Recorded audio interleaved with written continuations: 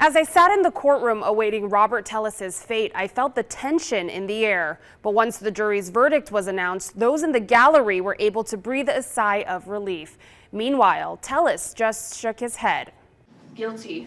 No emotions from Robert Tellis as a court clerk read the guilty verdict. A jury finding the former Clark County public administrator responsible for murdering Las Vegas Review-Journal reporter Jeff Gehrman. Special verdict. The jury unanimously finds the murder willful, deliberate, and premeditated. Tellis stood shaking his head throughout the reading of his verdict. How does it feel now that there is a verdict? There's a weight that's lifted. Rita Reed and workers at the public administrator's office who used to work for Tellis and urged Gehrman to report about the inappropriate conduct in their workplace were at the sentencing. I saw them bursting out in tears as they left the courtroom. Hoping for without parole.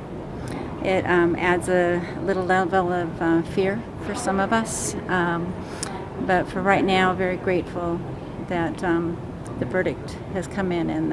A lot of you have asked why the state didn't push for a harsher sentence during the penalty phase. I had the chance to speak with the prosecutors in this case, Christopher Hamner and Pamela Weckerly. We knew that the jurors had spent a lot of time with the case, and we also knew that there were two families involved. I also spoke with Tellis's attorney, Robert Draskovich, at the proceedings, who had the chance to speak with the jury at the end. He said the images he showed during his closing arguments made them dig in. The entire jury said that they were concerned about the photos with the hair. I mean, that really caused them to kind of roll up their sleeves and start looking at all the evidence with the two laptops.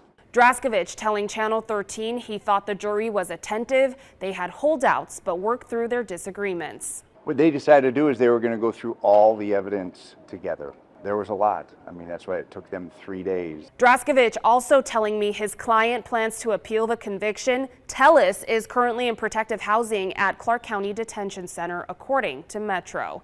In the studio, I'm Jae-Won Jung.